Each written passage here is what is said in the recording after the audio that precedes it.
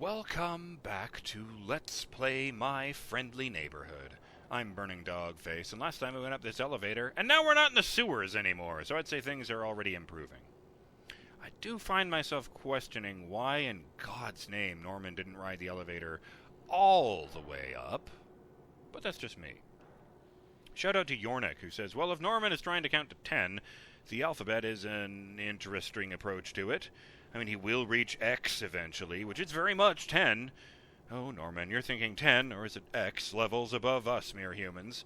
Also, the best, and let's be real here, the only name for the novelist would be Alan. Now, I did have that thought, but I wasn't sure. And I wanted to mention, I did get a comment informing me about the bolt cutters, but it turns out I hadn't actually missed those. I just hadn't gotten there yet. So, as much as I appreciate people helping me, I do want to be clear that I don't appreciate spoilers in my comments and just straight up being told what's going on or what to do. I mean, unless I've specifically asked for it because I'm really stuck or something. That would be completely different, of course. Not giving anyone shit. I'm just saying, don't get too enthusiastic about this. Shout out to Elthwar, who says, considering how the human staff seemed to want to keep the puppets out of places and how worn down the building is, I suspect that in future areas, environmental hazards and broken pathways could be used to deal with some of the puppets.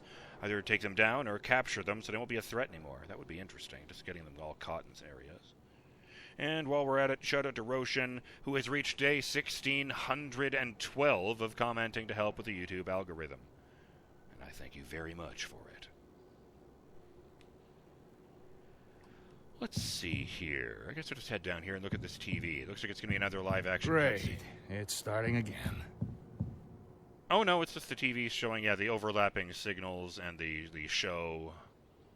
Looks like they're still interviewing that woman. The Puppets Storm Chicago. That would be Muppets Take New York, I think it is. Muppets Take Manhattan. The Puppets Road Trip, summer 1978. I'm not quite sure, but that might be Follow That Bird. Oh my fucking god. I am so dumb. I didn't think of it until my friend Ronan Drake suggested that the Mystic Maze here is meant to be Labyrinth, but these aren't just like Sesame Street or The Muppets productions. They're Henson Company productions. Like Wub Mump Caverns is meant to be, almost certainly meant to be Fraggle Rock. I've just suddenly realized The Shadow Sapphire is The Dark Crystal. That movie rules, and I didn't even think of that. I never saw the series, although maybe that's for the best, because they only got the one season, and I'm told, I get the impression anyway, that it leaves off without answering all the questions. So that's not great, because they thought they would get more. Wait. I thought one of the screens had a weird handprint on it, but no.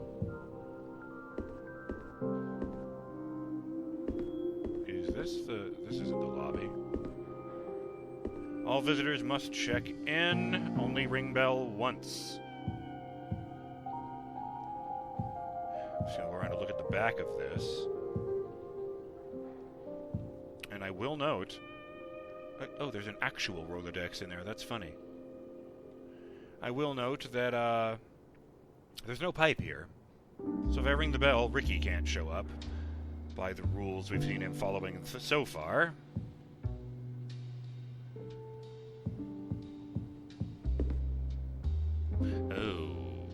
Oh, actually, no, Sesame Street did bits like that. It's like a whole Thanksgiving spread without the cornucopia, just a bunch of fruits and vegetables and such. And they've all got googly eyes that are looking up and weird smiles.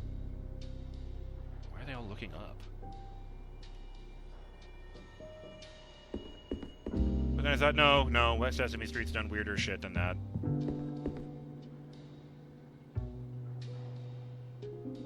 I feel like this one's got to be like a Renaissance painting done with puppets or something.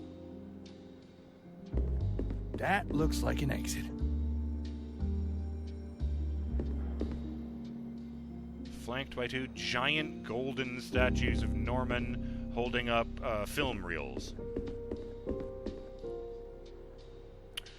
Well, something terrible might happen in here, because this is a fairly wide open area, so I'm going to go ahead and grab all this shit. 2 magazines and a duct tape. The bell. Can't read any of this shit. Okay, fine. I'm just babbling to myself now.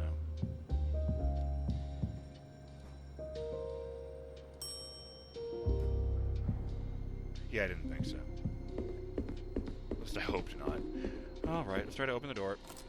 Locked. Of course it is.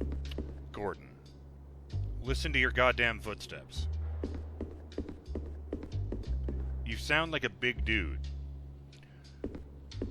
Put down the gun and put your shoulder through the fucking door. You can see it wobbling when you try to open it. That lock is not very strong. Oh, yeah, I called it. This one here is definitely Birth of Venus, but with Junebug. And several others I don't even recognize. I don't like that pig guy with the one red eye and his tongue hanging out. Apple on the floor, table upside down. Something happened here. Burger on the floor, completely intact, which is weird. Burgers don't typically hold together very well once you throw them around. Oh, it's actually a really nice chandelier. What do we got over here? I don't know why I checked that. I don't even know where I am on this map.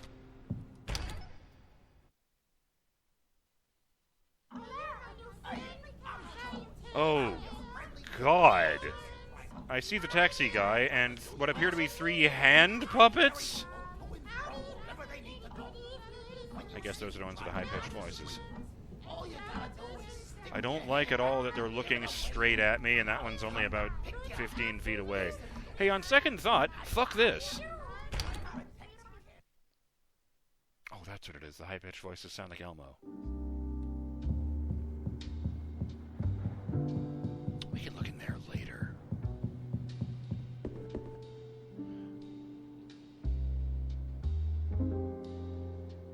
I'm sorry, as I was coming up the stairs, I turned and I saw that, and I saw the big red loop there, like the one on the right here. And I thought this hat, this nice sun hat with a big ribbon around it, was a fucking, like, the backboard from a basketball net. Okay, it's Saturn devouring his children, but with the hot dog in the place of the half-eaten body.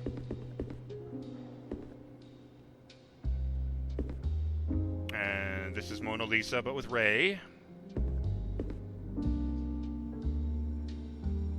Wait, I assumed that the ones who are missing eyes and stuff, like, lost them over the last 10 years. This painting has a...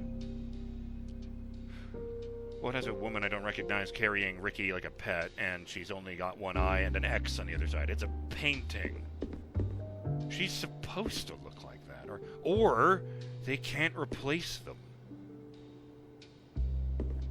Oh, I guess there was plants in here and all the dirt spilled out. That's a nice hem.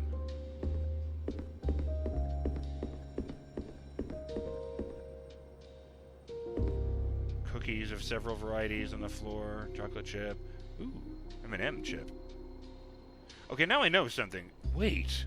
I had a comment that suggested why the food might still be out and might still look good. And here's an ice cream cone lying on its side on the ground. So unless that was dropped there less than 5 minutes ago, or it's from Walmart, I think I might have a comment that explains this.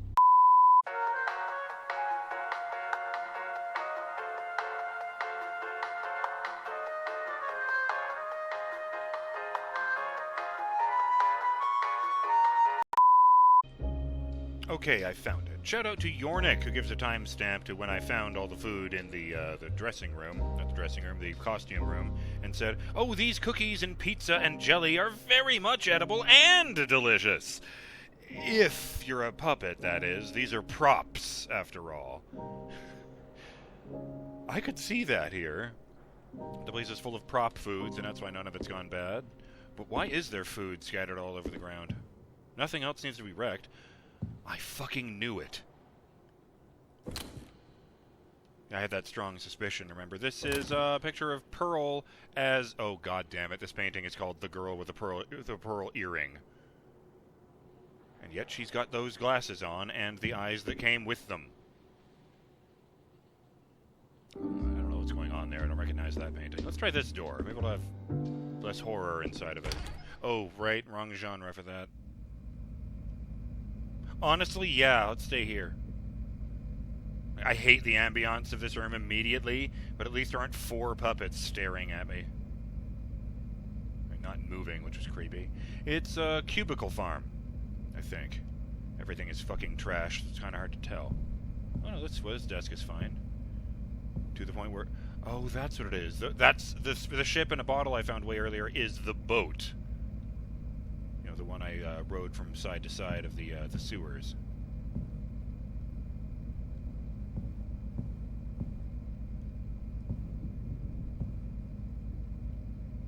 Oh, bag of chips. Oh, I don't like anything about one of the cubicles being all dark and having security tape over it.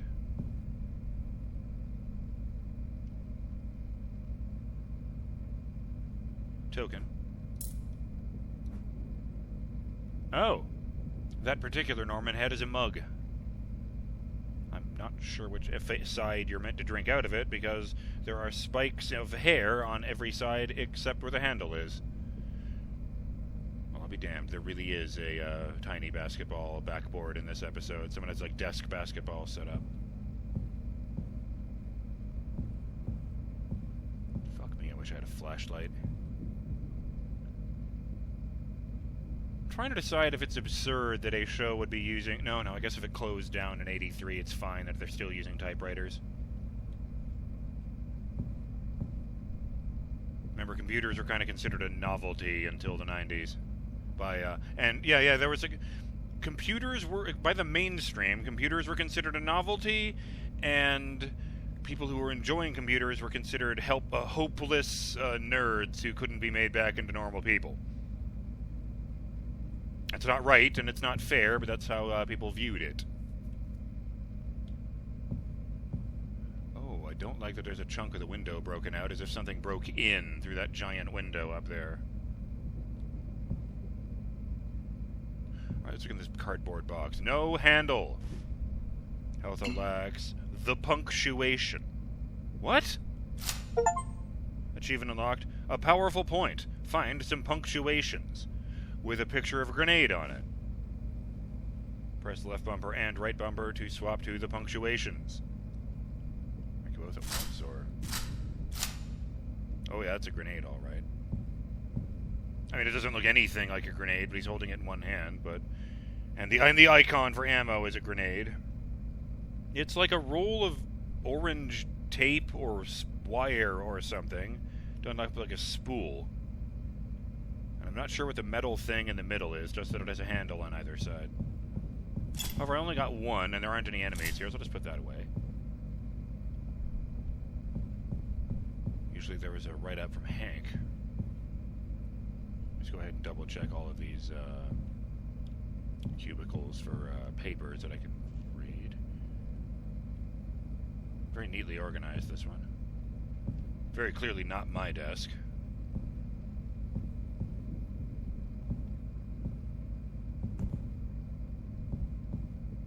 At least my desk only looks like a crime scene.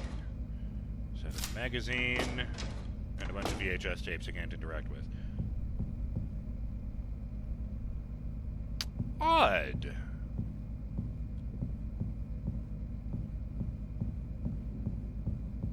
It's weird how nothing was trashed in those areas I was moving through earlier, but everything's knocked over here.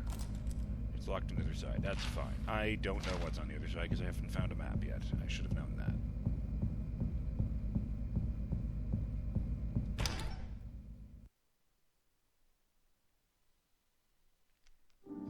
You know, the movement speed actually kind of reminds me of Dead Space in that Isaac was slower than you'd think he'd be. Although in that case, he was wearing full body power armor, so he was a bit weighed down.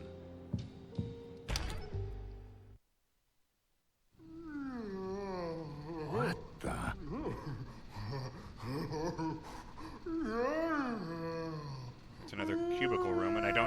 see anything that would have made Gordon say that, just that sound. I also see the shadow of a Healtholax over there with nothing projecting it, which is weird. Alright.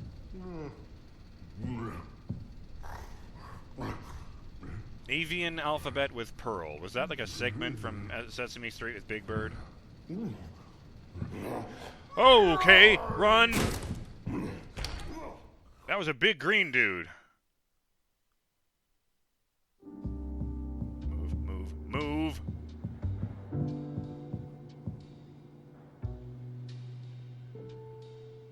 Okay. They faked it in Resident Evil. The concept of the Pursuer. They really wanted to do the Pursuer for quite a bit. You know, they wanted Mr. X in Resident Evil 2 to chase you around. But in the original game, he was just it was just a pair of scripted encounters.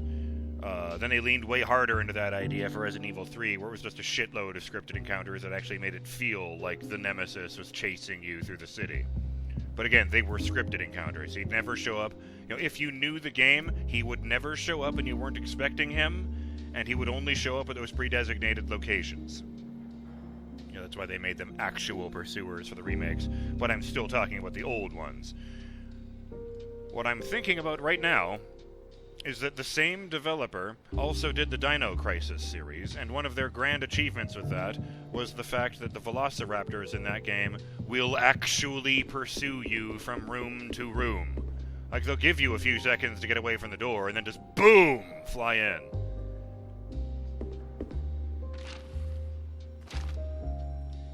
Okay, there was one down opposite the... What's this, actually? Movie theater? There's popcorn here.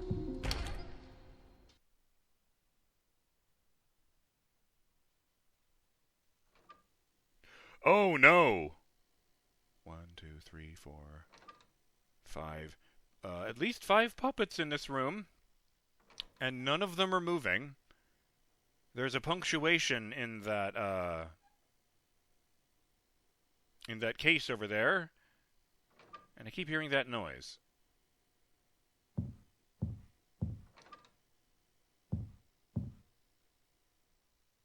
Oh, I hate this. Random token on the floor. A big golden statue of that... Oh, that big guy. I didn't even really describe him. He's at least as tall as me, maybe a little bit taller, but he's not as big as Ray. He was bright green. About 2/3 of the front of his body were mouth, with little, like, frog eyes stuck on top, and 3 big teeth on the bottom, 2 on the top. And he's got these great big groping hands that look like each one of them could just sort of envelop my head. And little bitty legs underneath that he waddles around on. I take it that he's the hungry-themed character.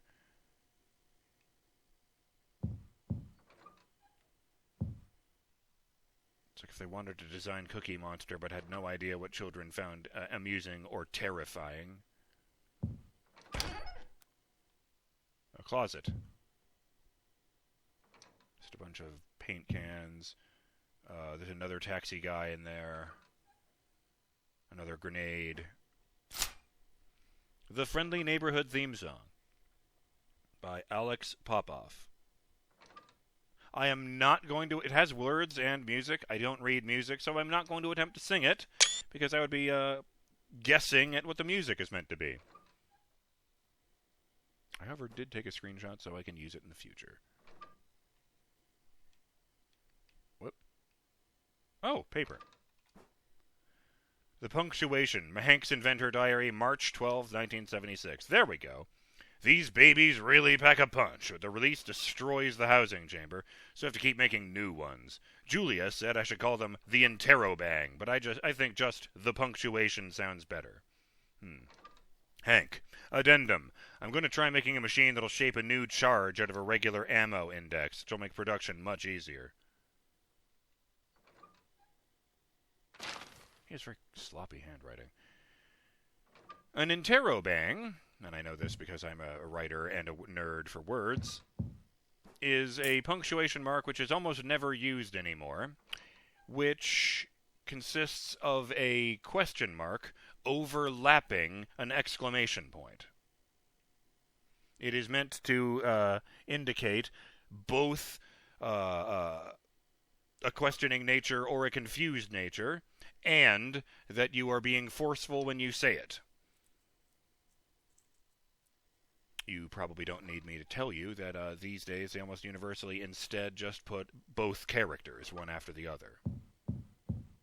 Usually a question mark first.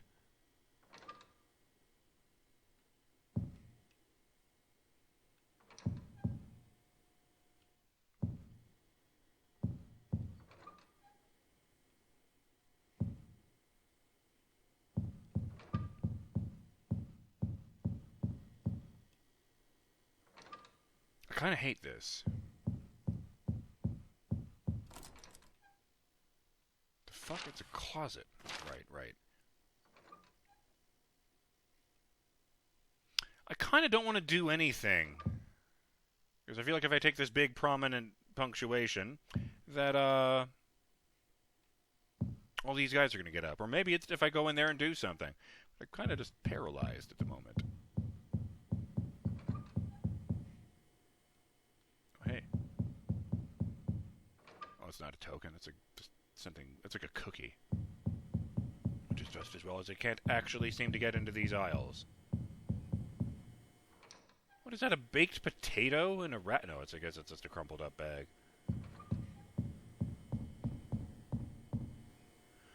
Oh, boy. It's a display case, and inside of it I see the scared-looking face of a puppet.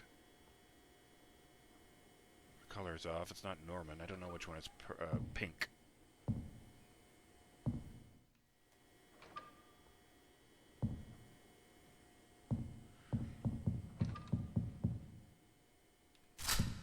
Alright, fuck it. I'm gonna go grab that other bomb. How much space do they take up? Ooh, one each. That's not great. They don't stack at all. Ah!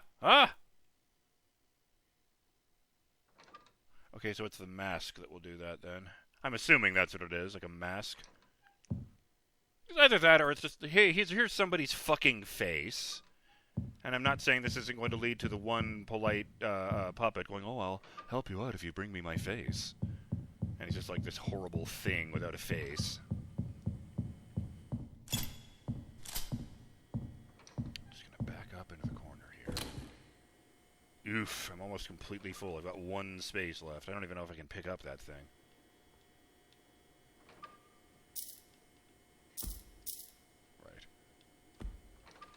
This lockbox key. Oh, right, I can't deposit that. Well, here. 2, 3, fuck. Okay, right. Fine. Well, I'm BurningDogFace, and Gordon and I will see you on the next episode of Let's Play My Friendly Neighborhood. When I open that thing, we find out why I would want to inspect a disembodied face. And what even good it would do to have that if it's a mask. I don't know, I guess I just thought of a thing I heard about one of the Five Nights at Freddy's games where you can put on a Freddy mask and confuse them into thinking you're already a robot so they won't shove you into the suit. I have a friend who really likes to gush about her special interests, and I like to let her.